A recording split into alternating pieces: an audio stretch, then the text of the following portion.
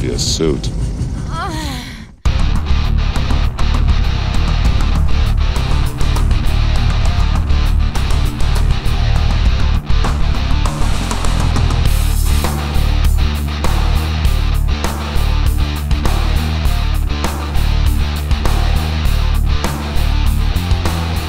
Hello, beautiful people. I am Oliver Perrin, and welcome to A Safer Space, where I am joined by Miss Veronica Kuzniar. And the subject of our discussion this afternoon will be population removal. Now, I'm going to jump into that in just a second, but I would like to ask all of you to please subscribe to this channel, A Safer Space, and please stay subscribed over on Semiagog, where I am waiting for a number of vicious content strikes to expire. With that out of the way, we can jump to our topic. I'm very happy to be speaking to VK today. We'll be talking about population removal. To be more specific, we're going to be taking a look at two notable historical examples that VK has done quite a bit of research regarding, those being the Havara, something of that sort, agreement. Apparently, VK tells me the word means transfer. This was an agreement undertaken, so far as I understand it, between the newly forming Jewish state in the Levant, that would become Israel, and the German government. And I believe this is all going back to the 30s, the early 30s, if I'm remembering correctly, but we'll find out in just a moment. The second of these historical examples will be Operation Wetback. The operation takes its name from the idea that migrants, economic migrants for the most part, heading north from Mexico into the United States for economic opportunity, were forced of necessity to cross the Rio Grande River and therefore had wet backs. Now, the interest that I think is inherent in this entire subject comes from the fact that we are dealing with population movements on a scale that we have we've seen similar things across history, but quite possibly never with such large numbers of people as we're seeing today. And so these historical examples from the past are all that much more interesting, all that much more relevant for us today. But obviously this has happened for quite some time. You had Goths on the borders of the Roman Empire, being pushed by pressures further to the east in Central Asia that caused all sorts of upheaval there. You had gypsies coming into Europe from the 14th century and up through the 15th and 16th centuries, spreading across Europe. You have the movements of the Jews further back in history, what mythically gets rolled up in the stories of, the 12 tribes and their earlier diaspora. You've got Jews coming out of Egypt.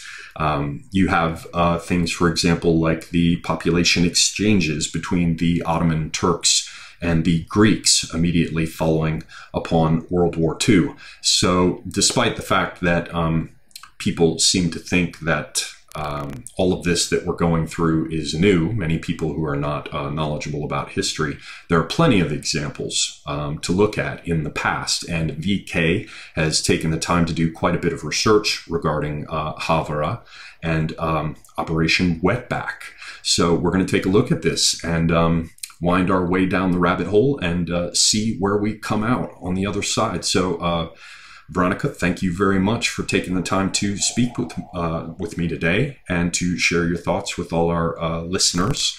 How would you like to kick this thing off? Okay, well, first of all, thank you so much for having me back.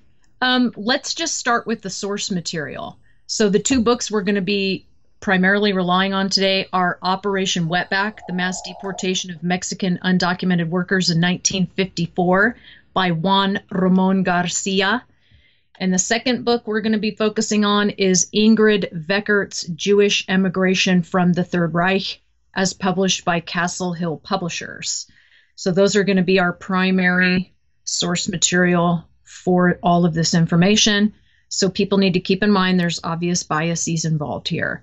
So that out of the way, we're going to talk about the lead up to Operation Wetback, what precipitated it, what did it look like, how did it all come together, and whether or not it was effective. What was good about it as far as effectiveness, efficacy, what didn't work, what was bad about it.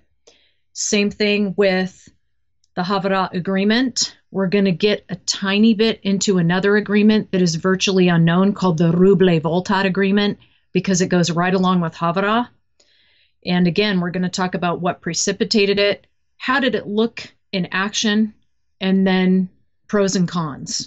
If I could just jump in quickly, it sounds to me like there's something that you just mentioned there that should be noted at the outset quite explicitly. Your attitude in reviewing this from the perspective of a historian, when you say what was good about it, you just mentioned whether or not it worked, how it worked, whether or not the aims that it was intended to meet, to achieve, whether or not that happened is what determines for you whether or not it was good or bad. So am I correct in assuming here that you're looking at this from an amoral perspective, objectively, based on the standard of whether or not they met the target, which was to achieve the removal of a given population? Precisely. So we're looking at this from a bilateral perspective in both cases. Mexican interest, American interest with Operation Wetback, and it's a horrible term, but that is the historical term. It is the official documented name in American history, Operation Wetback. So it's not me being racist there, so that out of the way. And then the same with the Havara Agreement. We're looking at Zionist and then later State of Israel interest and German Nazi interest. So yeah, we're trying to look at all sides here and not favor anyone in particular. Very good. Well, then I will listen with interest. This sounds fascinating. Okay. Well, first things first, what precipitates Operation Wetback is when Herbert Brownell heard from various communities that these illegal workers were causing all kinds of social and economic ills in their communities. There were disease issues, economic issues, swelling welfare rolls.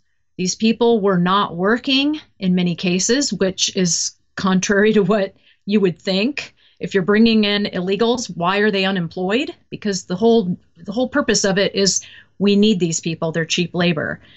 There was crime that was being attributed to these people. So all of these different forces come together. They prompt Attorney General Herbert Brownell to plan to curb the illegal influx, which was to round up Mexicans en masse, and we're talking specifically about illegal Mexican workers, and repatriate them. The official name of the plan, again, is Operation Wetback.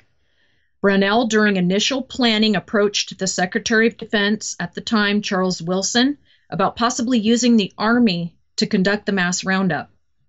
Brownell wanted to use Army troops assisted by light planes to patrol the California-Arizona sector of the border and concentrate the Border Patrol in Texas and New Mexico. So that was the initial plan that he had in his mind. But Secretary of Labor James Mitchell received a memo denouncing this proposed plan to use U.S. troops for fear of popular backlash among Mexican citizens and in the Mexican media. For example, they had seen cartoons of illegal workers being basically having like a bayonet pointed at their chest, back against the wall, in their leading paper, Excelsior. This was in Mexico where this was happening. U.S. intelligence knew about it, and they're like, this isn't good. This can't be the way this is going to be perceived in Mexico, that we're just shooting innocent people. So such use or misuse, depending on your perspective, of U.S. troops might evoke serious backlash from all of Latin America. In fact, Mexican papers were already printing stories about immigration officials' inhuman treatment of illegals. They had been simply dropping them off in hostile terrain near Zapata, Texas. That happened in the 30s before Operation Wetback. So they had kind of a bad track record leading up to this point. There were a lot of illegal workers that were simply dropped off in the desert, and they died from rattlesnake bites They were preyed on by the coyotes who smuggled people in. It was really bad. This was known in the eyes of the government as adverse publicity. So they had to do everything in their power to mitigate adverse publicity. Not to mention, such anti-American sentiment would provide optimal grist for the communist propaganda mill. So this was perfect fodder for the communists. And we're in the Cold War era, folks. So we need to keep this in mind, and especially in Latin America. So they had to be very careful how this was going to play out. So in conclusion, using federal troops was too politically risky. And on top of that, we need to consider economic interests here.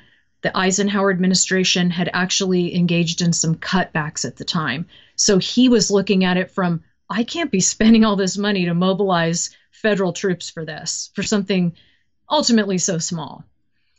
In Texas, this is kind of interesting. The newspapers, by and large, supported the growers and the use of illegal workers against the Border Patrol. Texas was its own animal in this whole thing. So, atrocity accounts at the hands of the Border Patrol were oftentimes exaggerated or unfounded. The news media and the Texas growers, they're referred to as the Valley Growers, worked hand in hand for the illegal immigrant agenda. And they had Congress by the gonads. So they said, you don't do what we want, we're getting you out of there. The growers had incredible power at this time. Furthermore, Mexican newspapers, especially the northern Mexican ones that were close to the border, the borderlands, as we mentioned before, compared America's mistreatment of Mexicans with victims of Nazi concentration camps. So they pulled the Nazi card, and it was effective. And do you happen to have come across anything from more reputable, or I should say better known, larger papers? Like, were there headlines coming out of the New York Times? Because as has become apparent to me doing more research about the communist infiltration of our media and government, beginning at least with FDR, the papers were stitched up pretty tightly with commies and pinkos and their fellow travelers. Surprisingly not. The American news media, including the liberal papers, were on board with the government and Operation Wetback. They did everything in their power to be positive. So it's a really interesting time in American history that we may never see again. And I believe it was because of the communist specter. Yeah, and at that time you had McCarthy, and perhaps Eisenhower was tightening things up a little bit as pushback. And America had just been a victor of World War II against fascism. We were kind of on top of the world, American exceptionalism. Eisenhower was very popular owing to his role in World War II. So the media didn't want to risk too much with angering the American population that was very supportive of their government at that time. So the media kind of just went along with it. They were very supportive. So yeah, it's a very stark contrast with today. Except in the case of the papers in the Texas region. The Texas region were specifically against the government, and yes, they were against Swing and Operation Wetback because they had a vested interest in continuing illegal immigration to have the cheapest labor possible. They raised holy hell in every way possible. And then, of course, yeah, it wasn't all Mexican papers. There were some that understood, but the more leftist-leaning, communist-leaning exploited this for all it was worth. And that would be in the northern borderlands, like Excelsior. Roger that. Okay. Immigration officials publicly decried these accusations for obvious reasons, while privately confessing that a few abuses had occurred. However, these admitted abuses happened to the braceros and not illegal workers, those who suffered the worst and most frequent abuses. The braceros were brought in during what is called the Bracero Program, started in World War II. There might have been a Bracero program prior to, but specifically we're talking about the one that started as a result of World War II, where it was legal contract labor to the benefit of Mexico and the United States to fill the labor shortage owing to World War II. All of our men were overseas or in industry. The same kind of thing that led to the women going in and working in the factories. Precisely. Yeah. And that's known as the Bracero program. All it means is Mexican laborer, but that was legal. And that was, in fact, the growers that lobbied for that program in the first place. And then the Texas ones are undercutting it, meanwhile, lobbying for it. It's a strange world in 1954, seriously. Owing to easily roused Mexican public sentiment and pressure against their own government, we're talking about the Mexican people against their own government, U.S. officials balked at the usage of federal troops on the border as well as indiscriminate abuse of illegals. So the Mexican populace pressured the Mexican government to then pressure the American government in this regard. It gets kind of crazy, but this was all bilateral. Mexico was fully on board with the Bracero program. They reaped benefits from it. So, naturally, they have every right to complain if their citizens are being abused as a result of these programs in the United States. Through the Bracero program, they were supposed to have all kinds of human rights protections, pay rights, etc. And of course, the growers got around that by bringing in illegals. So there's actually a perfect summary of the run-up to, and regrettably, the kind of sordid history of Operation Wetback.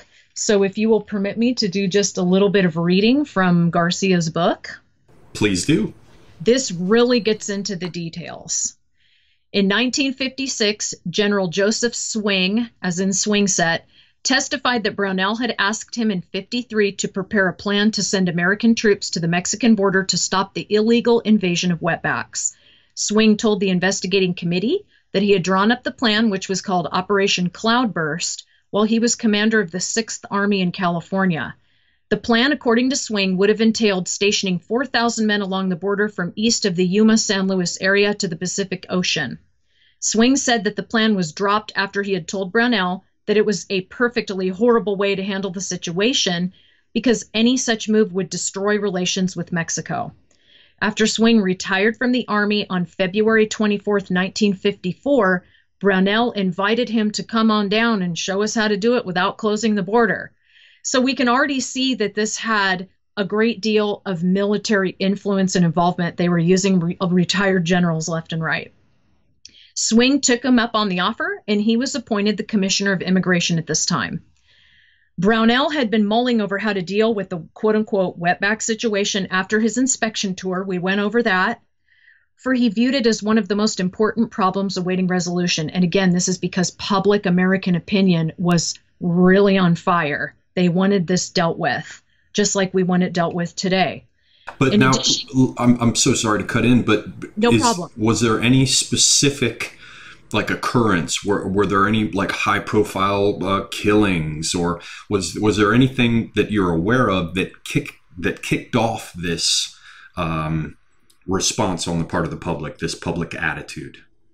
Well, surprisingly, the main thing and the most highly propagandized was that they were taking American jobs and they were a burden economically because they were swelling welfare rolls as America, because at the time the economy was on a downswing. So as more and more Americans are swelling welfare rolls, they're seeing all this going on and asking, why are these people here illegally when we don't even have work? So it was economic.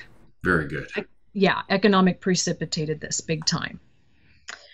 In addition to calling out the Army, he had proposed that the Department of Defense make available certain resources and appropriations to meet the situation caused by illegal entrants, including $10 million to construct none other than a 150-mile fence along the border. So we've heard this. The Bureau of the Budget refused because they said that the construction of a 6-mile fence a few years earlier had not proven an effective deterrent, and the maintenance costs were between $10,000 to $20,000 annually. So we're already starting to see the competing interests at work here, and you have to assuage them all in the plan you come up with. Swing did a great job, and so did Brownell. Brownell was accused of having considered even more radical methods to stop illegals than calling out troops and building a Mexican wall. And this is kind of interesting. In May of '54, William P. Allen, publisher of the Laredo Times, wrote to Eisenhower about a charge made by leaders of the International Labor Meeting. According to Allen, labor leaders from Washington had told him at dinner on May 11th that they had discussed the quote-unquote wetback problem with Brownell, who had suggested that, quote, one method of discouraging wetbacks would be to allow the Border Patrol to shoot some of them, end quote. Was he serious? Possibly, I don't really know, but Allen said that shooting illegals and beating them up was nothing new, and that it constituted a, quote, vulgar page that is already smeared with blood, end quote. Now, of course, everybody's like, okay, now we have to deal with this because it's gotten out. It's been leaked. What irked Allen was that Brownell had asked labor leaders to support him in this matter when the shootings came to public attention. Allen demanded that Eisenhower look into this. His telegram was referred to James Haggerty for the necessary action, but the records do not indicate what, if anything, was done about it. So we see again, you have to be very careful what you say behind closed doors, because that was fodder for the Texas growers. Oh, so you're going to shoot these people. We'll make sure that Excelsior hears about that. And I'm telling you, the Texas growers were all about getting that kind of atrocity propaganda into the hands of the Mexican papers that were more left-leaning. There's nothing new under the sun. There's nothing new under the sun, all for economy, right? Although Brownell was unable to get the Army, we talked about that, it was too risky. He did manage to have a military man appointed to the post of Commissioner of Immigration. We've talked about Joseph M. Swing. He had retired with the rank of Lieutenant General from the U.S. Army. He was a classmate of Eisenhower's at West Point in 1911, and he was actually part of the punitive expedition against Pancho Villa with General John Pershing back in 1916. So he was the perfect man for the job, really. He was reputed as very professional, but he was a longtime Mexican hater. So, you know, a little racist, but willing to get the job done.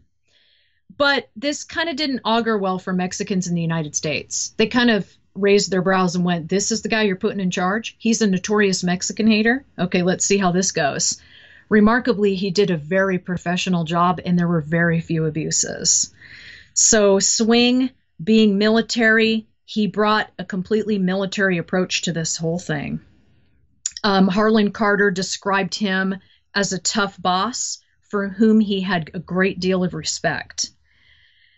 And Swing's military experience was to prove a valuable asset to the Immigration Service, but even greater importance in this respect was his close relationship with Eisenhower, because he could meet with Eisenhower without an appointment, and there's no doubt in anyone's mind that he asked for things directly from Eisenhower and received them that probably another appointee could not have gotten.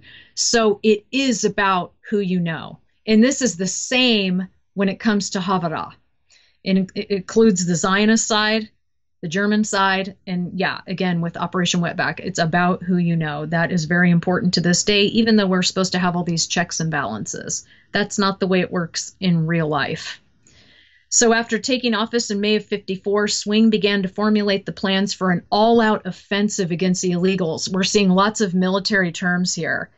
To help him in his planning, he hired generals Frank Partridge and Edwin Howard as consultants to the Immigration Service. So we're already seeing that even though the Army is not directly involved, it's very much militaristic because it has to be. Later, Swing was to say that he attributed the success of the stemming of the Wetback program to General Partridge's great experience in the handling of large organizations and his administrative ability.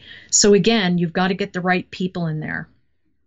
Prior to his arrival, Partridge's arrival, according to Swing, the Border Patrol branch ran around in circles. He said, these people don't know their left hand from their right hand. This is a disaster. We need to militarize this. So what developed into Operation Wetback had from the outset all the earmarks of a military offensive. Not only did Swing bring in military consultants, but the terms and strategies used were also along military lines. Swing and his cohorts established an intelligence service and began to function with the precision, timing, and efficiency of a trained military or semi-military body. So I think that's the only way this could possibly have worked as efficiently as it did. And basically, Swing and Partridge reorganized the Border Patrol around two primary requisites. The first was flexibility of organization to ensure peak efficiency. You can't have your rigid boundaries, folks, where Border Patrol Region A, well, I can't go 1 foot out of my territory because it's not my region. That's literally how these people thought before Partridge and Swing got involved. It was crazy. And then second, mobility of force to provide multiplied strength in regions where it was needed. They had to be able to mobilize. Quick, efficient, planes, jeeps, whatever you need. You're going to be in hostile terrain at times. So this is something that the Border Patrol didn't have prior to these two men. Now, what may surprise some people is that the Mexican government was fully in approval of the planned roundup. So they knew this was going to happen. It had advocated and demanded, we're talking about the Mexican government, that the U.S. do something to control the border. So you're kind of sitting back and going, wait a minute, the Mexicans were demanding that we do something to control the border?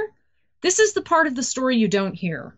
And did they have some sort of labor need that they addressed through this? Was ultimately when they got sent back, I know from what I've read, some were sent back on cargo ships. There were a variety of ways that they were sent back across the border. But just as background, what do you think motivated the Mexicans to be on board with this? Did they want to move a large number of people to some area where they didn't have labor or something like that?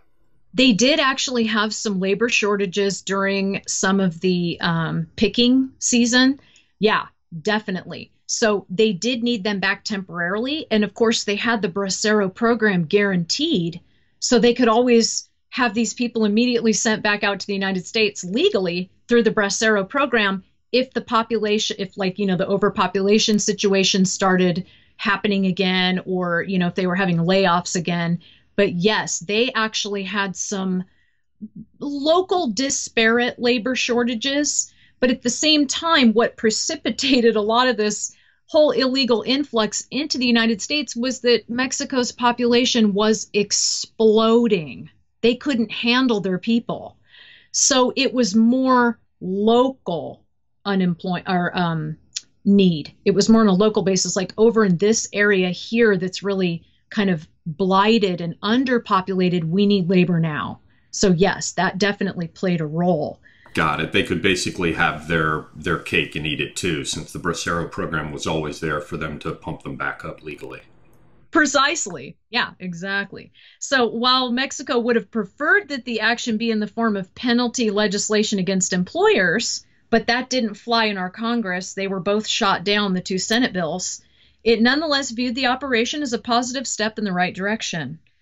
Unable and unwilling to put an end to the outward flow of undocumented workers from its borders because of inadequate enforcement resources, legal technicalities guaranteeing free movement of its citizens, the need to have, and this is very important, to have a safety valve for its large unemployed population. You can always open that valve, bleed them off, and then you don't have to fear a revolution. And a fear of adverse reaction to any kind of enforcement effort on their part. So see, Mexico avoided cracking down on its own population by pushing it off onto America. Oh, look, it's the evil gringo doing it, not us. We're the victims. So Mexican officials were more than happy to let the United States assume the initiative, responsibility, expense, and onus of controlling the border. This is going on to this day. To this day. We can look at them as essentially human shields for the Mexican government, because they can always point their finger and go, look, the U.S. is exploiting and hurting our people, racists. Lovely. I think the day will come where the United States citizens need to demand reparations from Mexico. Exactly. So interestingly enough, there was very little coverage of the mass roundup in the Mexican press. They didn't want to make a big deal out of it because they were in agreement. They didn't want to give it negative attention. Most of what did appear in the papers in Mexico involved a straightforward account of the operation, just the facts, ma'am. Seldom did the stories in Mexico's major papers make any editorial comment regarding the mass deportation of illegals from the U.S. So, very interesting.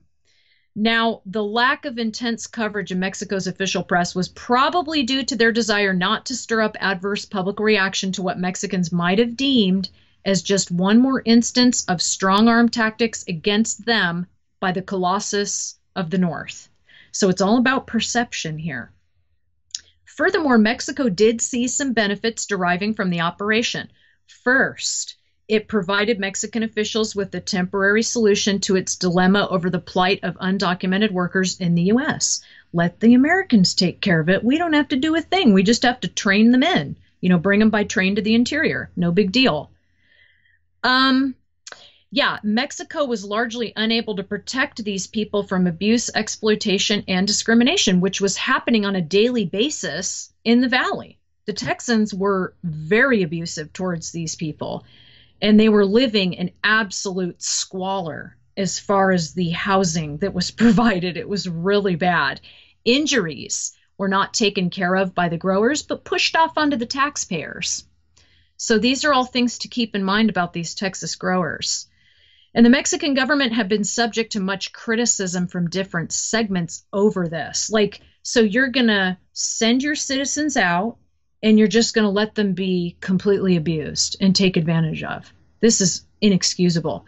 And there's no doubt the communists were making a big deal out of that in the name of the proletariat. And it sounds like business as usual for the Mexican government. I mean, it's much the case even today.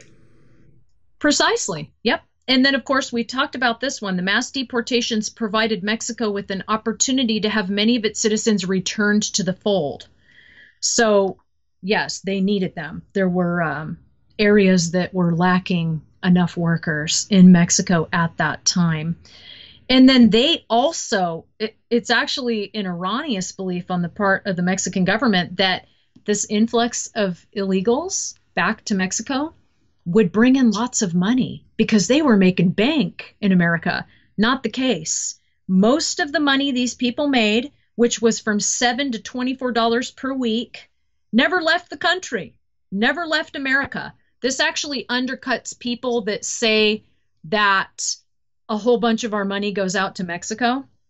It undercuts them, but it also undercuts the Mexican argument that we're making money through our people because, they're sending it back. No, they're not. So you're referring they're just surviving. You're referring to that historical period alone, or you're extending it to today as well? Because it does seem that there is considerable traffic through Western unions and the like. I question how much, honestly. So you are referring to today as well? I would say this probably applies to today as well. I think the numbers are exaggerated for obvious reasons. If Mexico can say, we're making a lot of money, let's keep this going, America can say, well, it's not costing us too much. Do you see how you can fudge the numbers either way, depending on your interest? Mexico wants that money, so they might actually be exaggerating the figures. Well, there is truth in the old, saying about lies, damn lies, and statistics. So, yeah, you can make it into whatever you like. Precisely. Exactly. And then the other thing is, how much do these illegal people contribute to our local economies? Because they're also spending here. They have to. There's a lot of cases where they're on welfare. They're on state assistance. But the ones who aren't, how much are they giving to the local economy? So that's something that usually isn't factored in. So we can kind of cut that multiple ways. What Garcia found is that the $150 million per year that was purportedly being sent to Mexico was exaggerated. So we're never going to know for sure. But bottom line, the Mexican government was expecting a lot more than actually arrived because there were these profiteers, especially the growers themselves. They wouldn't pay them. They'd be like, oh, you're going to be deported tomorrow. Not going to pay you. So that happened a lot. They didn't cover their health care. So, these people had to spend what little earnings they had on, even if you get quote unquote free health care, you still have to pay that little fee where you get in. You still have to pay something. Well, that But would it's be not paid out of more. their wages. That would be more today, right? I mean, No, any this kind happened of then. state coverage of healthcare was a part of the welfare program back in the 50s. Yes, they did have some assistance with healthcare for illegals and braceros, etc. They had discounted healthcare. But what I'm saying is they still, like illegals who got injured on the job, they still had to pay something to be seen by a doctor. It wasn't 100% free. They still had like a copay, as it were. And Got yeah, it. then the rest of the bill went to the taxpayers to actually take care of that hand that is now missing. The growers weren't assuming any of that loss. So, yes, Yeah, nice work if you can get it. it was a big mess. That's pretty much it as far as Mexico was concerned. There is one more thing Garcia points out. Mexico knew that many of the illegals who were apprehended would be reprocessed and contracted as legal braceros. So they wouldn't be a burden to the country. They were going to go right back out legally. Yeah, and I understand that there was quite a big problem with returns. People who'd been deported who then come back. I'd Right. seen in prepping for this, I read a few things. Among them, I saw on the Wikipedia page that a lot of these people were having their heads shaved. They came up with this as a technique so that they could be identified when they returned because they'd shaved their heads. I guess it was no longer acceptable to consider putting a tattoo on their forearm.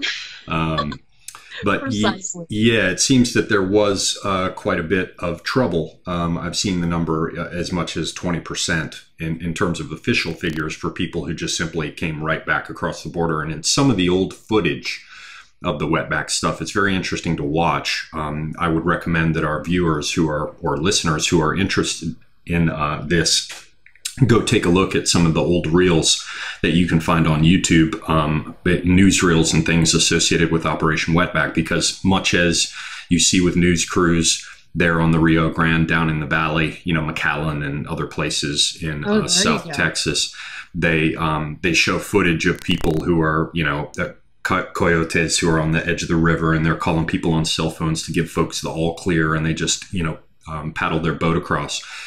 In the 50s, there's very similar footage. It's sort of an odd feeling of deja vu to watch as these camera crews with their film cameras in black and white are set up across the river, and they're zooming in and showing people kind of, climbing along the fences and coming through and then just walking into town. So there are any number of parallels. It sounded to me like you were beginning to wrap up the wetback portion of this for now. Is that correct? There is quite a bit more if you want to get into how this actually looked as far as the propaganda publicity onslaught that preceded the operation, creating the context to basically forewarn everybody, get everyone on board. So if you want me to go a little further along with it, I can. It's up to you. I was not trying to nip it off there. I would actually like to hear more about it. I just hope you will cover whether or not any of this was effective, and if so, how effective it was as well. But I'm very interested in the propaganda aspects you referred to. Yes, we are getting to that. So the first aspect that was extremely effective, and this was in regards to Operation Wetback's effectiveness and Havara, you have to create the right context, the right environment, whether hostile or welcoming, depending on which side you're on, to get people on board and compliant. Because if you don't precede the actual operation with the right propaganda, you're going to have resistance. You're going to have revolution, uprisings, blockading in the street, which is what we're seeing in Sweden and whatnot. Would the Swedes be able to just swoop in and grab those people and remove them? Nope. You're going to have random murders. You're going to have more cars set on fire. You're going to have basically all hell break loose without creating the context prior to a removal. And so the important point you raised there, and I expect we're going to be seeing this emerge as a more general theme when we, kind of cross-reference and correlate here between the two major examples, Havara and Wetback. What you pointed out about how the propaganda has to be operating on both sides. There has to be the place where they're leaving from, and there has to be the place that they're going to. So you see with, for example, the newly emerging small party Alternative for Sweden that the voters will be, casting their ballots for, presumably in some numbers, perhaps numbers large enough for them to get into the Swedish parliament. Their take is to say that these people need to be sent home. And that word is very much a part of that two-sided propaganda approach that you're talking about. By saying that they're sent home, how awful can it be for people to be sent home? And yet, without the participation, without the acceptance of those countries that, we can pencil in here as home, then the whole thing breaks down. And that is indeed what we're seeing when, you see, for example, a news bit I just saw recently in Germany. Well, I believe it was Germany, where it said, this person has been involved in like 542 violations of German law, and yet he can't be sent back because he doesn't have a passport. And then you hear about things like the country won't take them back, and that is a very big part of the picture. The fact that pressure has not yet been brought to bear on the various countries to which these people will be returned, that would enable this two-sided narrative to get legs and really begin to move, which is, move them out from one side and, yes, welcome them home from the other. Correct. And a huge problem in that regard. And yeah, these are unilateral attempts at trying to resolve the problem, which that's not going to work. But one of the biggest problems is that the reason you're seeing this influx from North Africa, the Middle East, and even from Ecuador in the case of North America to Europe and the United States is because those countries are trying deliberately to bleed these people off. So how are you going to get them on board? You're right. They have to be put under some incredible pressure. It's going to have to be economic.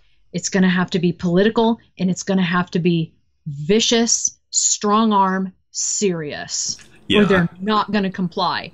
A carrot and a stick. That's right. Speak softly and carry a big stick. Israel, incidentally, got away with bribing. This was recent. Bibi Netanyahu is not okay with all of the quote-unquote African invaders that have come into Israel and are being held in the detention centers there, alias concentration camps.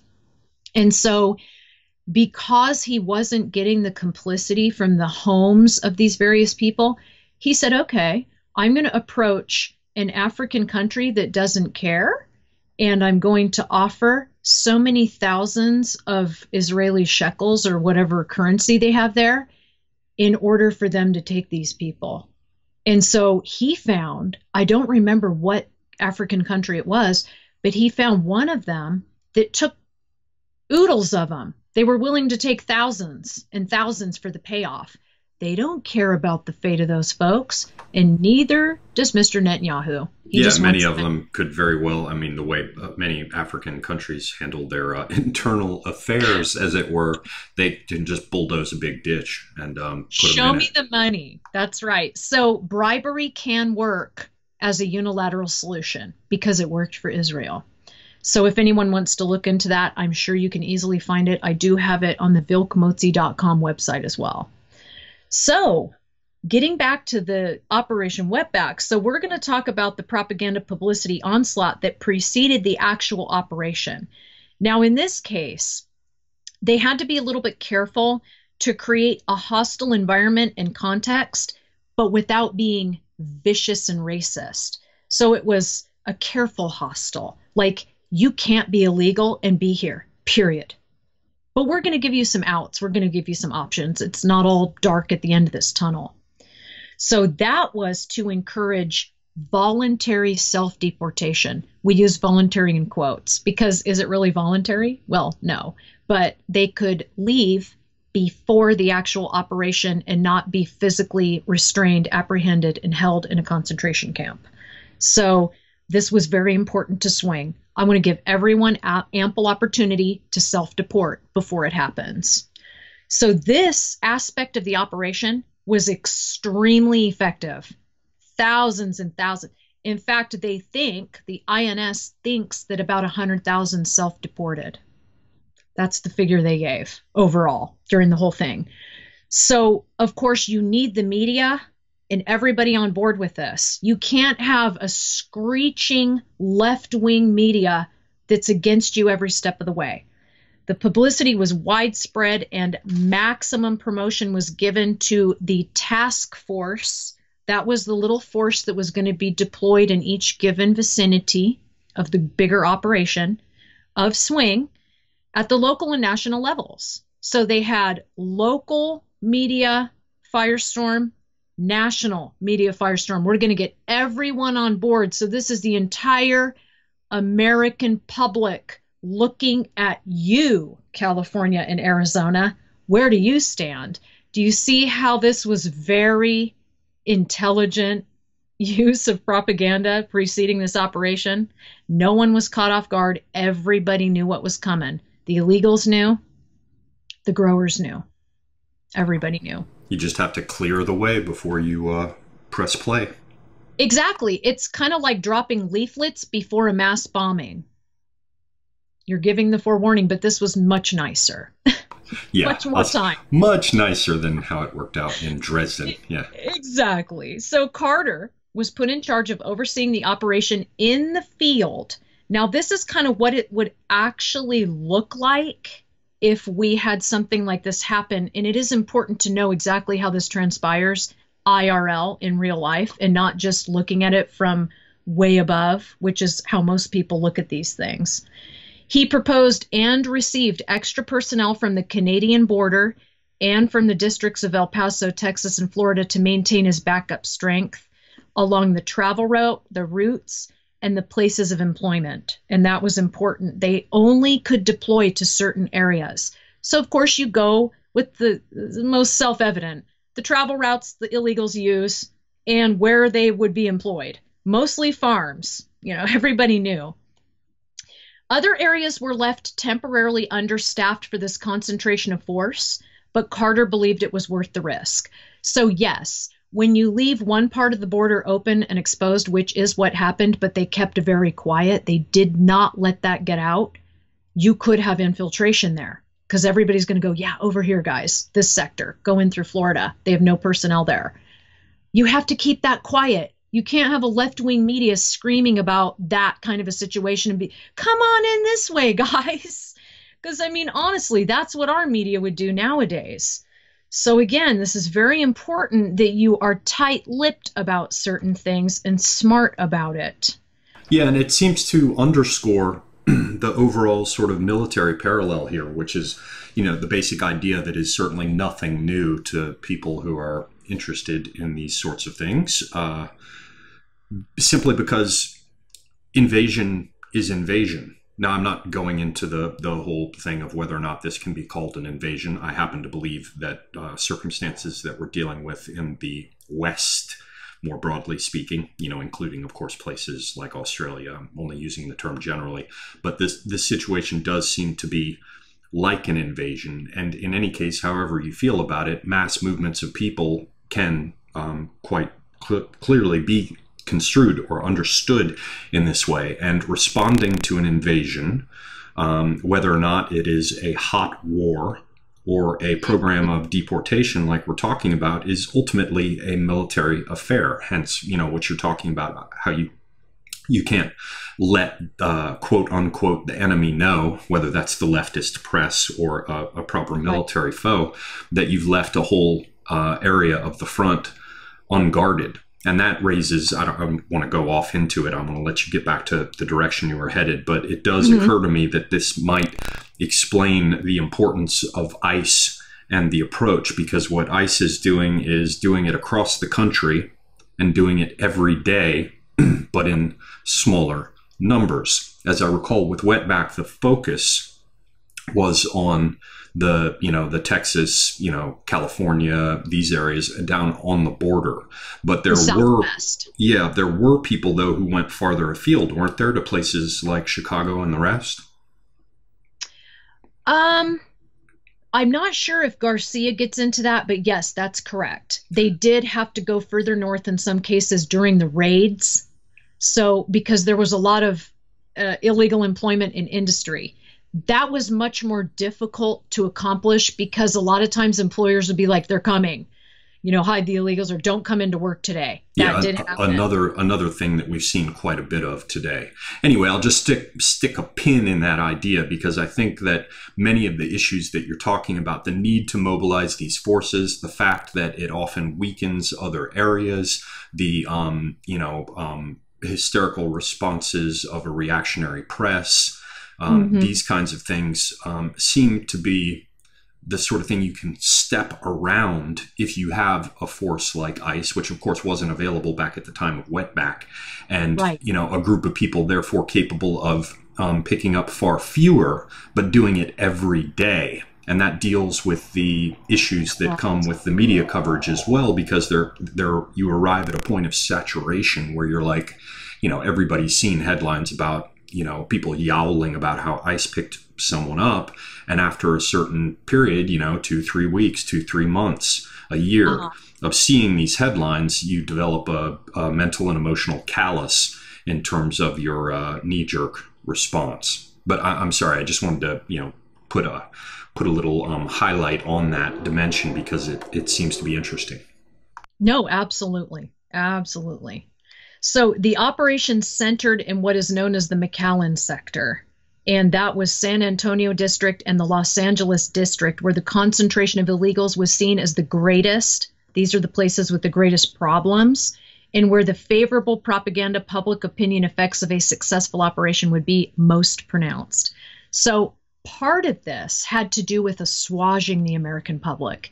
If we give them something that's super visible, that will add to the effectiveness, even if it isn't really effective. So we see that there was a little bit of deception on the part of the Border Patrol INS authorities to paint it as more effective than it actually was. And of course, we'll get more into an effectiveness later. But those apprehended were to be deported via bus lift and airlift. That's what started. They did have boat lift later, but that didn't work out so well because people jumped overboard and drowned. Very bad publicity. The major effort for this operation was to be directed against illegal workers entering, traveling, or employed in farm or ranch work. That's who it was directed against, not Mexican citizens, not the Mexican race. The growers, and this is super important, you have to assure everybody's interests, secure everybody's interests at least a little bit. When you do something like this, you can't isolate anybody. You can't leave anyone out. It has to be more or less consensual. There's no winners. There's no losers. Everybody wins a little.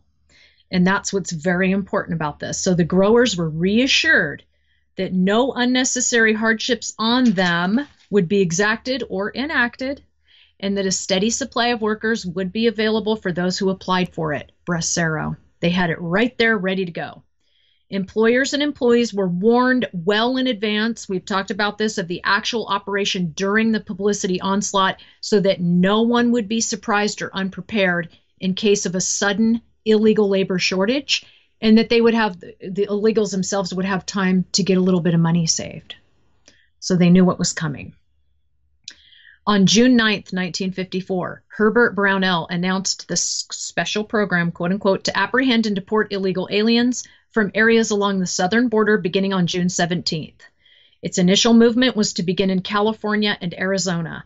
This announcement signaled the beginning of the first phase of Operation Wetback, and it had two phases. First phase was California, Arizona, second phase, Texas. The next day, the Border Patrol set up roadblocks. So this is exactly what it looked like on the ground. This is what you and I would have observed going on in our town or whatever if we were affected. The Border Patrol sets up roadblocks along the border area to prevent illegals already in the U.S. from fleeing further north. You've got to block that because they're going to go north. So that's first. Train inspections were intensified. See who's on board. Line patrols were increased, more presence, and a concerted effort was made to establish control of the border to deter further illegal entry from Mexico. got to go south too. Make sure there's not more coming in. So it's literally like a pincher movement in a military operation. They're going to pinch off this group of illegals, apprehend, deport. Or kettling them in a situation of urban unrest. Yeah, it does sound like if anything like this were to be possibly effective, it would require building the wall. Absolutely. And that's one of the important conclusions I've come to. And anyone that says walls are not effective need only look at Israel's wall that goes above ground and underground. It goes underground too. There ain't no digging. Unless you want to dig like, I don't even know how deep. Ain't going to happen. Yeah, so, with ground penetrating radar and the rest, yeah, much of that, as we're seeing with, more and more of these tunnels being demolished, with very likely with people in them. If I know Israeli operators and how they would approach it, why not? That took care of that problem. So yeah, ground penetrating radar becomes increasingly effective, and that idea of going under them is not going to work out. That's right. Technology can be on our side. So no one can possibly argue walls are not effective. Yes, they are when they're done right. And the American people funded Israel's. So we should be able to fund our own. On June 10th, 1954, California and Arizona governors received letters about the impending drive from the INS, that's the Immigration and Naturalization Service. The letters urged their cooperation in encouraging local law enforcement agencies to aid in the mass roundup. Now, what's important about this, the letters, it's a letter. So first of all, there's kind of a disarming aspect to a letter instead of a decree. You're receiving this letter and they're asking you for your cooperation. They're putting the power in the hands of the governors, perceivably. So this is also a very important psychological technique that the INS used to make it seem like they had the power. You have the power to cooperate. We're putting this in your hands. And didn't we just see that? I'm sorry, but didn't we just see that recently with, I think it was the mayor of Oakland, was it? Who had heard through, administrative grapevines that there were going to be raids in Oakland, and then basically alerted everyone in advance. So it seems to me, if I'm correctly remembering that we're seeing yet again these many interesting parallels with how it was done in the past and how it's being done today. I think Trump is looking, honestly, I don't know what he's doing behind closed doors, but I would have to guess that Donald Trump studied Operation Wetback and is trying to employ as much of that as possible, or whoever he's put in charge of this has. There is no doubt in my mind. The parallels are stunning. So yeah, and it should be even more effective today if they stay tight-lipped about it, because then the liberal media cannot screech. And Trump is pretty much doing that. He's a lot smarter than people are giving him credit for. I think he plays dum-dum on the surface, and that's very smart of him. I agree with Styx on that point. He plays dum-dum as a distraction. So the chiefs of the state highway patrols in California and Arizona also received letters. Hey, we're asking for your help. What's really also very important about these letters is they were told why. The American public is very upset. We've got crime increasing where these people are present. We have welfare rolls swelling. So these people, the California highway patrolmen, the governors, yeah, I have had some complaints from my local jurisdiction, my constituency in this regard. And then the highway patrolmen, yeah, I've seen this. I live it every day. So they could relate to it personally. I'm the American public too. So yeah, I'm going to support you. So again, these letters were very important. They were told why the roundup was happening and asked to cooperate with immigration officials. Again, they weren't demanded. It wasn't to dictate. It was, we're asking you for your cooperation. And you wouldn't believe how they went out of their way. Most agencies bent over backwards to help. And this had never happened before. The INS had always had resistance and lack of cooperation at the local level. That's why they were ineffective until this happened. So the Peace Officers Association in California, which met on June 10th, was also approached. And its officers willingly offered their assistance. In Los Angeles County, local law enforcement officers were told to hold all illegals, and this is how they did it, the sleight of the hand, on vagrancy charges until they were picked up by the INS, and they did it. They absolutely did it. Well, it sounds to me as though it's not just Trump who's been studying Operation Wetback, but those who oppose the removal of illegal immigrants, because we can see, again, strikingly, the parallel in the same sort of necessary pieces on the board. And one of those is, you know, local law enforcement organizations, of course, as we all hear today, refusing to cooperate. Correct. Exactly. So, yeah, you're seeing that the other side has learned some lessons too. We need to get to those people first. We need to paint this as racist, evil, inhuman, anti-civil rights. So, yeah, they have their own little propaganda onslaught. And that's where you have to pick a side. What makes more sense? What is the rational decision here in the light of everybody's interests? And most very immature leftists cannot conceive of everyone's interests, only their own. That's the problem with them. They're not willing to see anyone else's point of view. So yeah, they're a huge problem today. So we can see that this kind of an operation could never happen in the modern context. It has to look different. Trump's doing a pretty darn good job. The interesting thing is employers were also assisted in this the employers also assisted in this campaign. So employers received letters. Employers were propagandized. And they said, you know, yeah, I want to comply.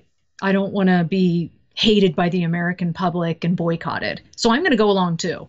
So they went along for the most part. There was very little resistance from employers. It did happen, but not nearly like what you're seeing today with the Governor Jerry Brown, for example. The whole state is sanctuary, or so he thinks. So support was never extended to the INS during routine operations like this. Again, this was unique in American history. Here's another interesting thing, and this was brilliant. A bus lift was also instituted on June 10th. This was before the actual operation starts, right? On June 10th, they were already in place. This was done for two specific reasons. First, it acted as a prod in getting the illegals in the area to begin fleeing southward before the June 17th roundup. Hey, we got this bus lift here, this impending operation. I don't want to be manhandled by these creeps. I'm just going to self-deport. I'll come back legally. It was very, very effective. It was one of the most effective aspects of this operation. Number two, it would initiate deportation of all illegals apprehended in the California-Arizona district to Nogales, Sonora, Mexico, whence they would be taken by train to the interior of Mexico. So the trains of Mexico were waiting. They were already waiting. They were ready to go. In fact, the operation was delayed specifically so Mexico could have a little more time to get their trains and everything in order. Most of those bus lifted before June 17th were apprehended at roadblocks or had been in detention centers already at Chula Vista and El Centro, California. When the operation shifted to Texas, the bus lift was also employed. So they did the same thing in Texas. Apprehended illegals were bused to Presidio, Texas in that case, and loaded onto waiting trains. And they boarded, and as they boarded and rode along, there were billboards, bilingual billboards that read the following. Notice, the United States needs legal farm workers. The mayor of your town can arrange for your contracting. So this is so powerful because what the United States is saying is, we don't hate you. We want you here. We just want you here legally. You'll get more protection. You will be guaranteed pay. You're not going to be exploited. So they're not creating this hostile, like during World War II, Japs not wanted here. It was nothing like that. And then it says, in addition, warning, the era of the wetback and the wire cutter has ended. You're not going to sneak into this country, basically. From this day forward, any person found in the United States illegally will be punished by imprisonment. And prison back then wasn't so nice. Not nearly as nice as today. So again, we want you here. You can come back. Just do it legally. but we're putting our foot down, so don't mess with us. It's a Yeah. very good dual message in both languages. An endless number of parallels. I mean, even down to what you mentioned earlier. I didn't jump in at the point, but both with the seeking assistance from the employers, because we can see that reflected in the attempts to get e-verify rolling. Exactly. Yep. But now I want to give us about an hour for each one of these sections. Okay. So I don't want to sharply cut you off, because these things you're getting to at the end here are perhaps the most interesting of all, these clear parallels. But I still do want to hear about whether or not it worked, and what kind of numbers we had. So take a bit more time to wrap. Don't feel like the gate is about to close on you, but just to keep this thing, I definitely want it to be under 3 hours. And if we can keep it under 2.5, I think that that will make it more inviting and attractive to people who are listening. I often find that people, when the really long clips are present, they don't follow along. So. Absolutely. Okay, so I don't have to go through too much detail on this last stuff because we really have the gist of it down. I will just zip through the last stuff. So what was basically the drawbacks of the whole thing, the part where they started running into some trouble, is that Mexico's Interior Department was struggling to fund and provide the necessary railway cars for the daily transportation to the interior. So they urged the U.S. State Department to recruit as many of the former illegals as possible for the Bracero program. So that's where we start running into effective versus ineffective, and then actual operational problems transpiring into real life. So Mexico has to be prepared. They could only take 1,000 per day, but we were producing upwards of 2,000 per day. So that's one of the areas they ran into a little bit of trouble. The small farmers were much more supportive of this whole operation than the big growers, and that makes sense. Corporate interests versus small business. We see that parallel. You've got to keep them all happy, though. You know what, Veronica? I hate to do this, but I'm going to say let's cut this into 2 clips, if that's okay with you. And don't feel rushed, because there's just too much good stuff coming out in terms of parallels. If it's all right with you, I can post this as 2 clips, as a part 1 for Wetback and a part 2 for Havre. If that's all right, and you have the time, because you've gone to the work of putting these points together, and just as you mention each one of them, it seems a real shame to cut out these observations, because each one of them seems so relevant. Right. Yeah, that's exactly. It's a several 100-page book, but I've condensed it into just the important stuff. So, okay, we can do that. Basically, Mexico's Interior Department was struggling. But what's interesting about this whole thing that came to light as this action is happening is that the illegals that were being apprehended were not even needed because enough local labor was available. That was revelation number 1, and everyone kind of went, what? Wait a minute. You have enough local labor, but we have all these illegals still coming in. Okay, where are they working exactly? Where are they headed? So it kind of opened the eyes of a lot of people, groups, agencies, etc. What's really going on here? And then number 2, 30 to 40% of those bus lifted were unemployed at the time of apprehension. Really? So so they're saying growers, what's going on here? But what were they doing? Where were they going? Who knows? They were all just between jobs, or going to the local welfare office, perhaps trying to travel to friends, or I would say the majority were in the process of seeking some kind of temporary work. But this was in California specifically. More of a welfare state, always has been. So hard to say. Maybe at the time, these people had realized, I don't even need to work. Not in California. They're going to give me freebies. That was happening. Right. Everybody's favorite job. Yeah, exactly. So that's very important to keep in mind. One of the major pulls of California today is all the freebies. You can have everything at the U.S. taxpayers' expense, folks. Come on in, keep coming in. And so that was a huge pull factor. That's probably why most of them went to California, as we know. And then, of course, a lot went to Texas because they had a lot of farms. They had a lot of work. So by the day's end, we're getting into some statistics here. They had reached 2,000 apprehensions. And this is in California in just one little part. But two problems arose. First, Mexico had set the expulsion limit at 1,000 per day. We went over that. And the second problem involved repatriating women and children. Okay, so they had entered illegally to join their husbands and fathers in some cases. But here's what's interesting. They were never deported, not touched. They were asked to voluntarily leave. So this is probably a mistake on the part of those conducting Operation Wetback at this time, because do we really think they had the means to leave and that they were willing to? Now they can claim absent father. I'm a single mom. We've been abandoned. I need help, state. So that was a mistake, in my opinion.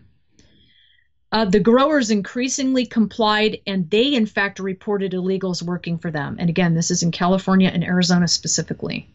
The publicity was proving effective. Everybody wanted to get on board and be perceived positively by the American public. I've already talked about how the small farmers were especially supportive. Small farmers, always. And then, of course, more statistics. The road and railroad blocks netted 10,917 apprehensions, not including voluntary self-deportees who left prior to the potential apprehension. So those are the people that left before it even happened. So 10,900 plus. Nobody kept track of how many were leaving. So hard to say what exact numbers of voluntary deportees were. But again, the INS put that at 100,000 through the entire operation. So here's something interesting. The reason why the growers supported the drive, and this is important because you have to have business and agriculture on your side. And they're one of the resistance forces even today. They're always screaming that we don't have enough cheap labor, or any labor, as a matter of fact.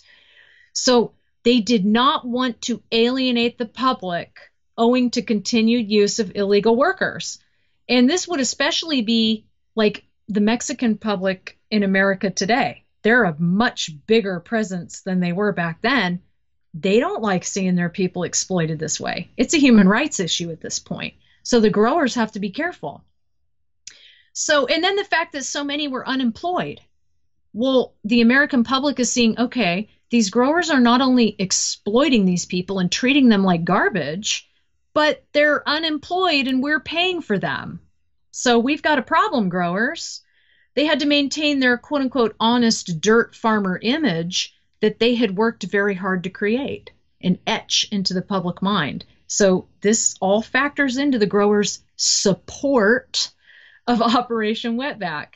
They did not want to endanger the Bracero program because they were the ones that lobbied for it. So, you know, if you're bringing in illegals, you're undercutting the very program that you guys begged for. And they did not want to endanger relations with Mexico.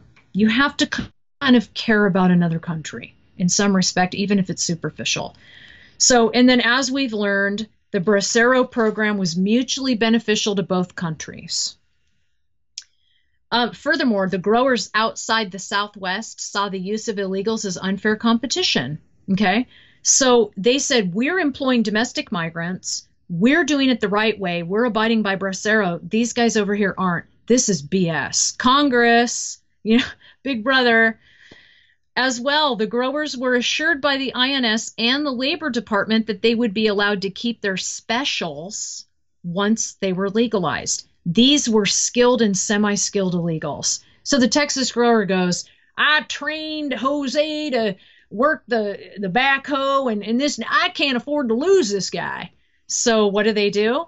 The INS says, no worries. He'll come back in legal. You can get this guy. We'll have him specifically go to you. No worries.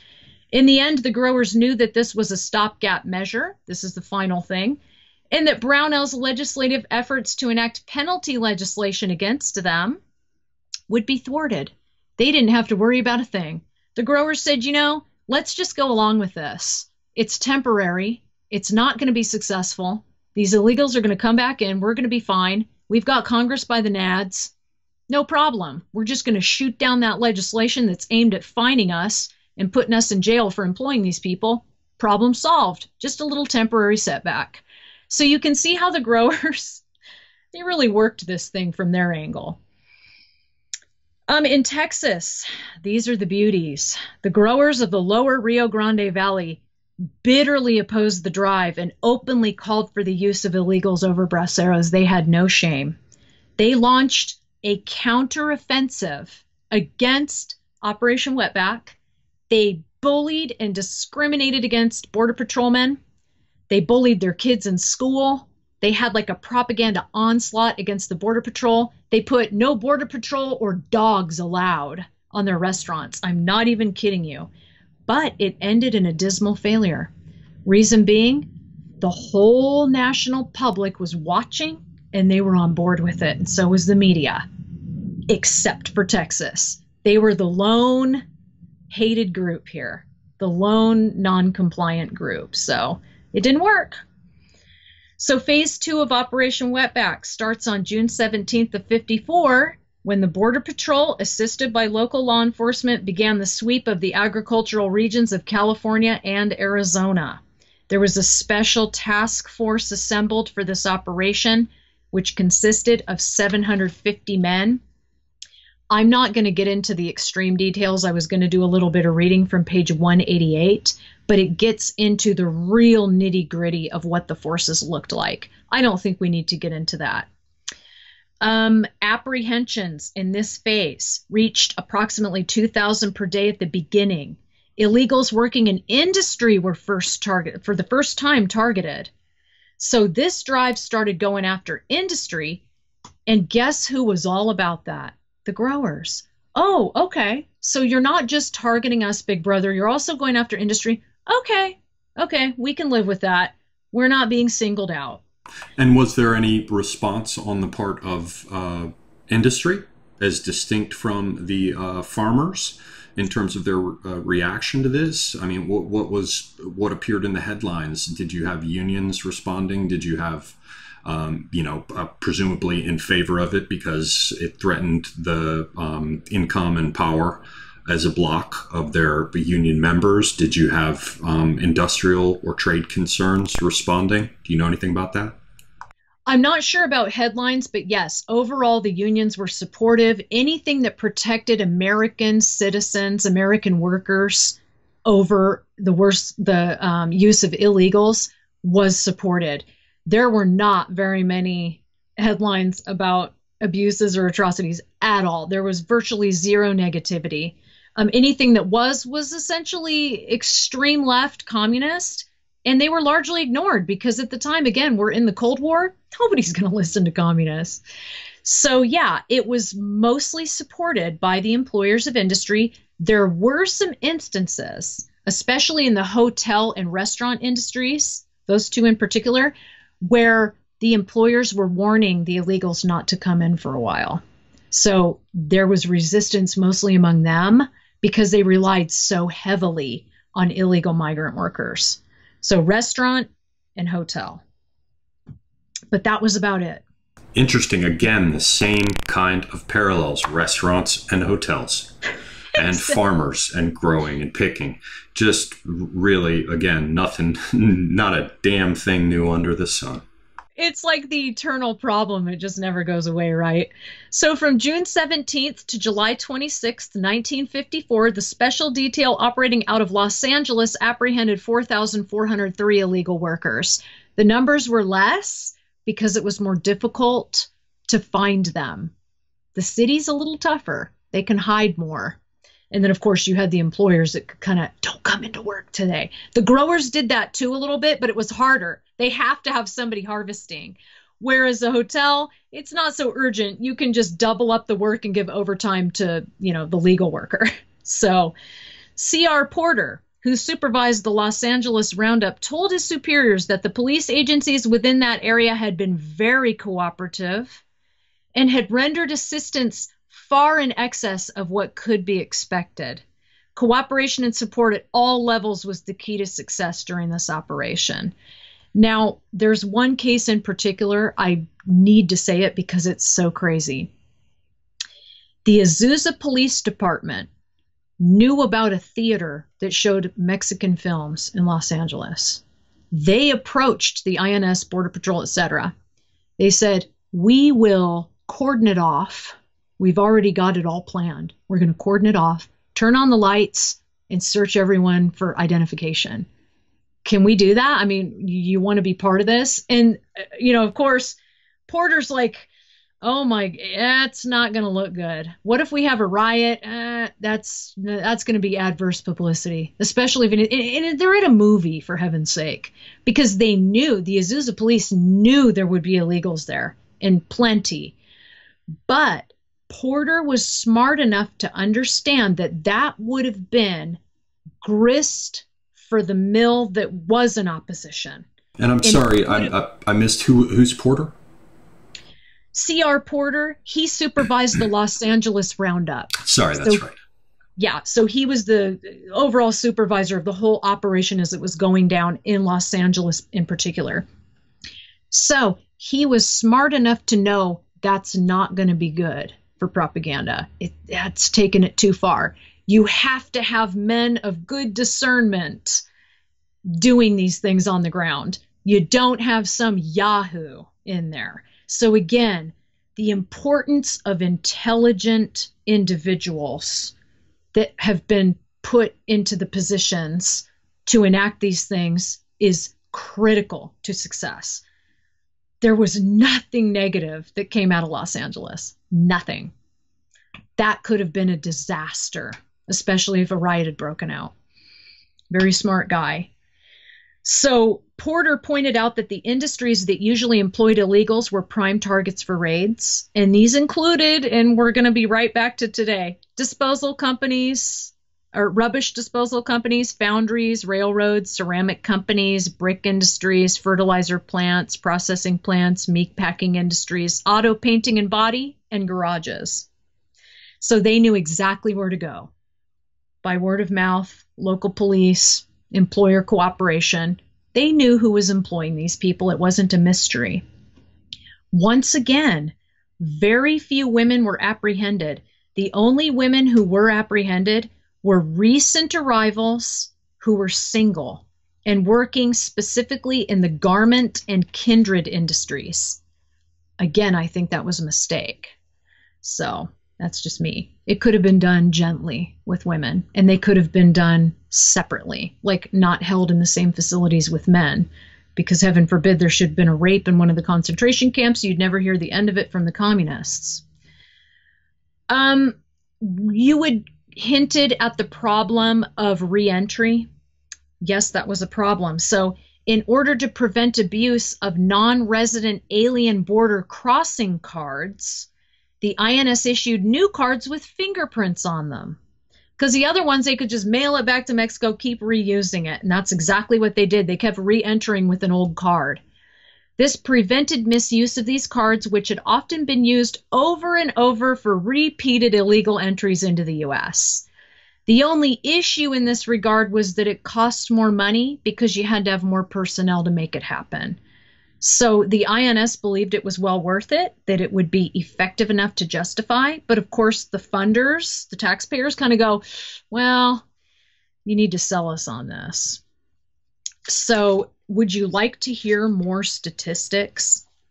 I don't know if you want to hear many statistics. I don't know if just, raw statistics coming through will work. I would say that if there is anything else about ultimately how effective this was, because I feel kind of that is missing as a cap. You mentioned that figure of, estimates of approximately 100,000 who self-deported, right. 10,000 picked up on the railroads and stuff. But, correct. From what I've seen, there are numbers north of 1 million that have been cited as the total number of those deported. Now, it says nothing about whether or not they came back in, or anything of that kind. And I know that there is some dispute regarding how effective ultimately this was. So there are those who take issue with even these official figures. But is there any way you can kind of summarize this portion of it?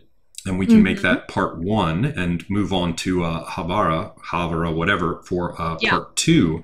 But in terms of summarizing it, what I'd be looking for is what I think our listeners would be interested in, which is ultimately, did it work? I mean, it's great that you covered the points that are so interestingly, that are parallels, because it tells us a lot about what we're necessarily going to face if people try to do something like this today. But, I guess the question still floats there in the air. Yeah. Did it work? Ultimately, no, because illegal immigration wasn't solved. But I can give you an idea of, first of all, overall effectiveness, local effectiveness, and then how many re-entered in one case. And these seem to be reliable figures. Excellent. For the most part. So during the mass roundup in California, which lasted from June 11th to July 26th, so this was a little over a month, agents netted 51,865 illegals. Okay, so that's one instance. Another instance is, according to INS reports, a total of 540,000 illegals were either apprehended or had self-deported as a result of the propaganda onslaught. That is possibly exaggerated. We will never know for sure, because they weren't keeping track at the border of how many were leaving. Nobody was counting as they were loaded onto the Mexican trains. Now, if the Mexican authorities had those statistics, we could put together a much more accurate picture. But somebody would have to dig through the Mexican archives in this regard, and I'm sure it's there. And then, despite protestations by the left, and there were protestations from leftists like the Independent Progressive Party saying, hey, you got death camps or concentration camps. You had the LA Committee for the Protection of the Foreign-Born saying, this is horrible, the McCarran Internal Security Act. You're deporting these poor people under the auspices of this anti-American, anti-democratic act. And then, of course, there were ones that said, this is just a stopgap measure, ain't going to do a thing. So despite all their protestations, apprehensions in the San Francisco district alone totaled 55,000 for the month of June. So the results are mixed. The effectiveness is mixed. Like at the local level, the locals probably saw it as incredibly effective. But overall, nationwide, 540,000 people or even 1 million less is not going to make a dent. Yeah, and what would you say? I mean, that's kind of how it strikes me as well. It seems more like a shell game, ultimately, particularly given that there was no closed border, which then brings me to that point. If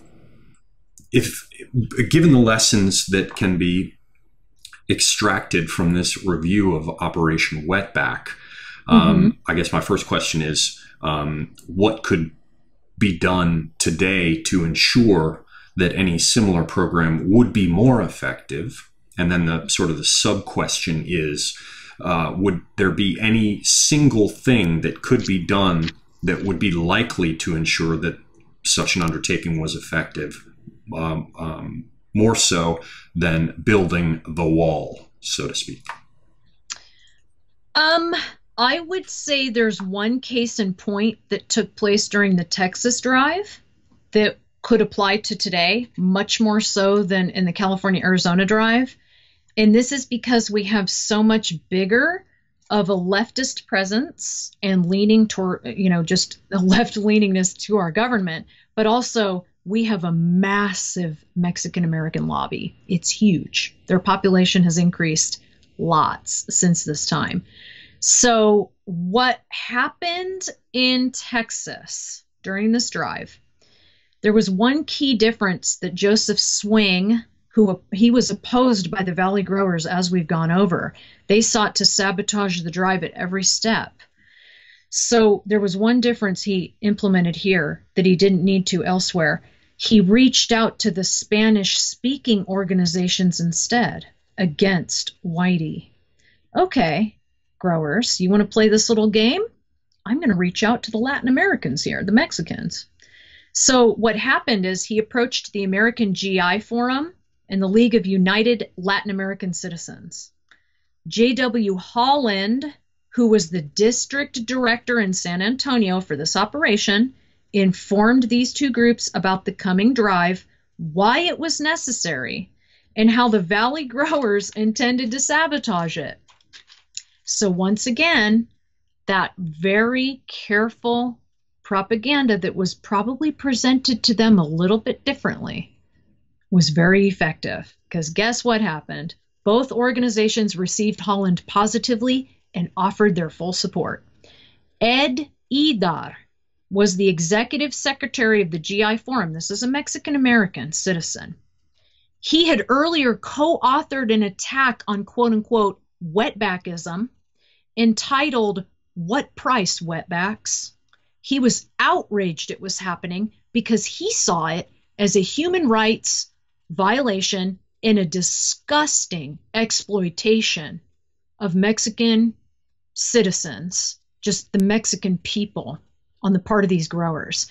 So he had a personal interest in this. He sent out press and radio releases to the areas where the drive would be most intense. This guy was fully on board with what Joseph Swing was doing in Operation Wetback against the white growers, who felt that they were entitled to exploit, quote unquote, wetbacks. And they openly said it. They said, it is our right to use these people. And so it was super effective at driving that wedge. So today, what Trump would have to do, or whoever he puts in charge, you're going to have to get Mexican Americans on board with this using a similar approach. This hurts your people. It is an inhuman thing. It is an exploitation. You could even cast it in the light of corporate versus worker.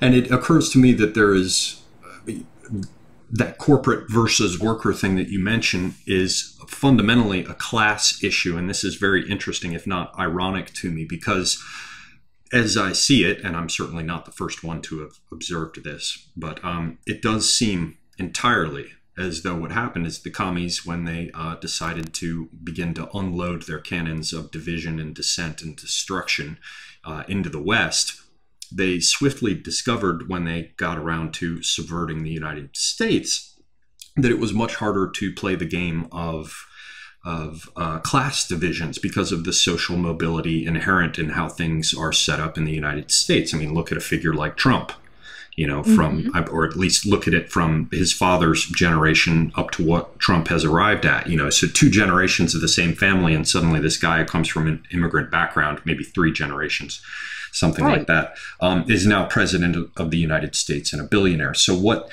the commies had to do is they said, well, let's not exploit class divisions. Let's go ahead and exploit racial divisions. And of course, we're seeing that today. And you can see very, you know, sort of grotesque distortions, for example, like we're all aware of, about how Islamophobia, quote unquote, is a kind of racism, even though, you know, Muslims are of all races. This kind of ridiculous attempt to tie it to race and ethnic divisions, the sort of the whole identitarian angle. But what's interesting, what's ironic about this is that Mexico, in contrast to the United States, is less susceptible to the ethnic divisions. Of course, it's there, you know, indios, mestizos, the rest, you know, perhaps those words are ones I'm not even supposed to say because they're evil and racist.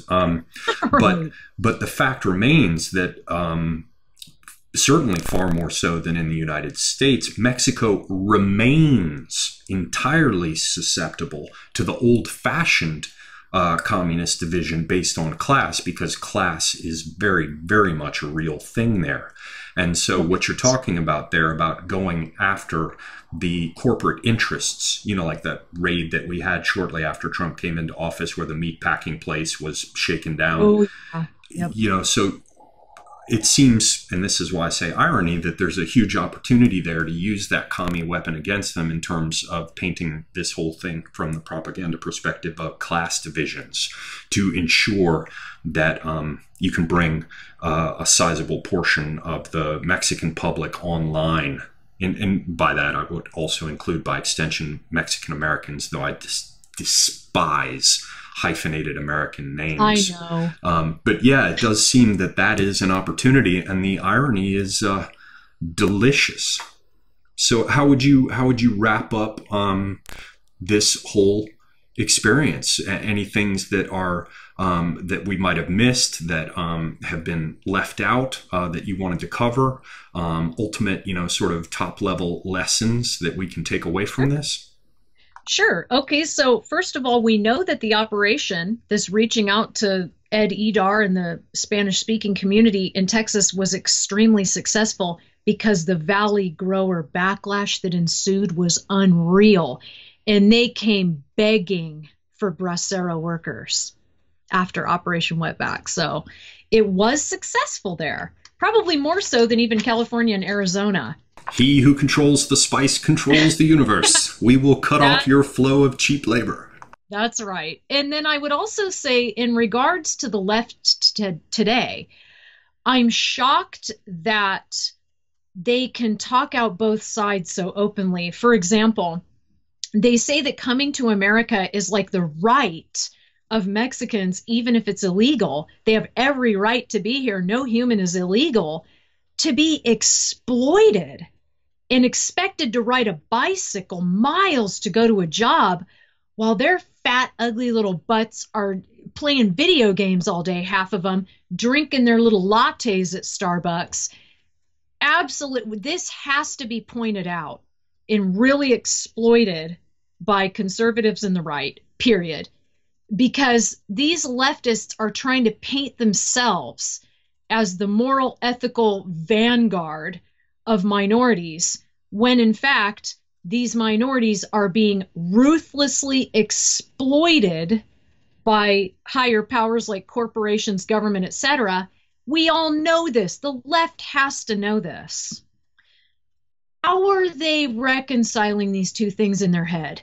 And excuse me, but sending Mexicans back to their homeland is racist and inhuman according to the left. How is that, unless Trump is correct to call them, quote unquote, shitholes? I ask that to the left, if any leftist is listening. Good luck with that. Okay, so, and then the final point is passing legislation to end illegal immigration addressing the problem, or only a symptom of the problem? This is ultimately what Garcia asks, because we know that overall, Operation Wetback was not successful. Illegal immigration continued. We still have it today, for heaven's sake. So, in the event of passing legislation to punish the employers, and we have seen that with Trump, and it preceded Trump a little bit too, and you talked about that earlier, is that really addressing the problem or a symptom of the problem? Now, the leftists, interestingly, placed the actual problem as Mexico itself. Well, everybody, isn't it obvious? They're overpopulated, they don't have enough employment, they don't have enough investment, they're underdeveloped. I mean, help Mexico, for heaven's sake. Give them loans, give them foreign aid, develop Mexico, invest in Mexico, and then the problem will be solved. Can you people not see this? In a sense, I get the leftist argument there. This was pretty perceptive. But handing them foreign aid, how much foreign aid can we possibly hand out to all these countries where their people are coming here? There has to be a limit, leftists. But do you see where they're correct? If you eliminate the pull factors from the United States and the push factors from Mexico, you do solve the problem. But unfortunately, these people are, it's kind of like the question of, the old joke about asking the power hungry, how much power is enough? When you ask people how much foreign aid Are we willing to, or how much foreign aid should be poured into these shithole countries? The question is always already simply, the answer is always already simply, how much is there? Right. Right. So, I mean, yeah, the foreign aid thing, that's got to stop. Investment, on the other hand, that should continue. That's a good thing. But you don't do it at the expense of your own people. You don't have this race to the bottom, which is what corporate America has done, and it's breaking the back of the entire world. And now we have the threat of AI. That changes the dynamics entirely. And it's important that we address AI because it's here and it isn't going anywhere unless we, the people, destroy it and boycott it and say, no, we're not doing AI. Because now you've brought in harvesters, for example, that can literally vacuum fruit and avocados and things off of trees. They're so advanced without damaging anything. It's better than human beings. What happens when these are employed en masse? So now you're not going to need all these people. Well, you already have them here, America. So if you're not willing to do Operation Wetback 2.0, what do you do? Indeed. You've got to employ these people, or you're going to have a mass of young men that are going to break this.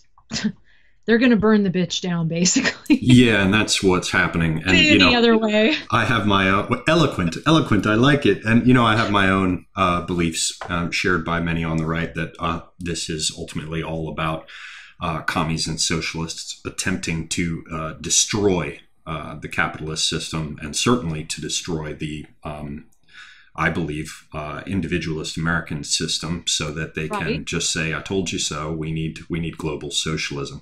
Okay, well, we have part 2. Thank you very much for all of that. We have part 2 of Havara to jump into. Since we are going to cut this in the middle and put up a part 2, I want to give you an opportunity before we wrap here to give people links to your websites, and maybe just quickly explain to them, since I didn't do my job at the beginning, introducing you as an author, a prolific author at this point. Why don't you quickly tell people about yourself and give them links so they can check out your site or sites, and maybe quickly tell them just about some of your books, so that they know that it is out there, and perhaps they will be interested, take a look, and buy some of them. Okay, that would be great. Well, I have a bachelor's degree, Bachelor of Arts in Liberal Sciences, heaven forbid. And the emphasis is global political science. So I already have that kind of large world point of view. And I must say, I come from an originally very left-leaning point of view. It wasn't until I studied the Third Reich and came across revisionism that it opened my eyes to a whole new perspective on the world. It really was an epiphany moment. I'm doing an interview with, I believe his name is John Logos of Veterans Today, that's going to get into this. It's going to be a very long published interview. So if people want to check that out, I will have a link to that when it posts. But I get into my background in that respect. So I think I bring a very unique perspective going from hard left. And I mean, I'll just admit it, I was a very man-hating, hardcore feminist after I emerged out of a women's studies course. I thought, well, this is it right here. Men are a huge world problem. They're the problem. That's how they get you to think by the end of these courses. And that was even pre-liberal arts. So I come from that really hard left thinking all the way to where I'm at today. And I got really deeply into Third Reich studies, so much so that I changed my life over it. I went back to school and got my Master of Arts in military history, specifically to exonerate the Third Reich from what it has been portrayed as. So it's like quite a swing. I've come more central since then, and you've witness that yourself. Just so people know, Ollie helped me rebrand myself because even I was kind of struggling, like, what am I really trying to say here? So that's where I'm at now. And where can people find your books? Where can they find out Yes, more about Amazon. you? Right. You can find out much more about me at wilkmozi.com. It is Polish for Powerwolf. And the And main how do they website, and how do they spell that? it's wilkmocy.com. And then all of the books that we currently offer, some are out of print, no worries, are on the left sidebar of the website. And just so folks know, there is a prompt for patrons. We recently lost our Patreon because of PayPal. Their Trust and Safety Committee deems us hateful, so we've had that pulled. But everything is on the left sidebar. But when you go to the website, you're going to see a prompt for login credentials. Just cancel it. All you have to do is hit cancel. It goes away. That is for our patrons who have supported us to seek out the exclusive content. It's not going to hurt your computer. It's not a virus. I'm not trying to fish for information. Just cancel it if you're not a patron. My most well-known books are Black Nazis, of course, where I focus on the ethnic, cultural, and political minorities in the Third Reich and in their military establishment. I have a book on Crystal Night, which ties right in with Havara. It's very important to Havara, and we'll get into that a little bit. The Hitler worship cult, where Mr. Sexton, my co-researcher, and I really go after the white nationalists like Richard Spencer, that kind of mentality, and we deal with the hardcore neo-Nazi interpretation of the Third Reich, the ultra-revisionist, and we debunk it. And then I'd say pretty much my most popular book, my magnum opus, is The Union Jackal, where I present the world from the eyes of the NSDAP, exactly as the NSDAP saw it from a very, very pro-German perspective against Albion and Zion as a world force that is a huge problem. So that's what I would say about the books. They're all on Amazon under Veronica Kuzniar, BK Clark, or Veronica Clark. All three. Well, thank you very much for providing that information so people can learn more about you. We'll go ahead and cut this one short and begin our discussion for part 2. And for all our listeners, thank you very, very much for sticking with us. And I hope you will join us for part 2 of this, because ultimately, I want to remind all of you, this was intended to be one clip. So really, to get the sort of maximum perspective available out of this, Wetback should be considered alongside Havara, so that we can sort of tease out any number of lessons that I think are very important ones in our current day and age. So thank you all for listening. We'll be back here shortly, but for the moment, I am Oliver Perrin coming at you from a safer space, and I am out.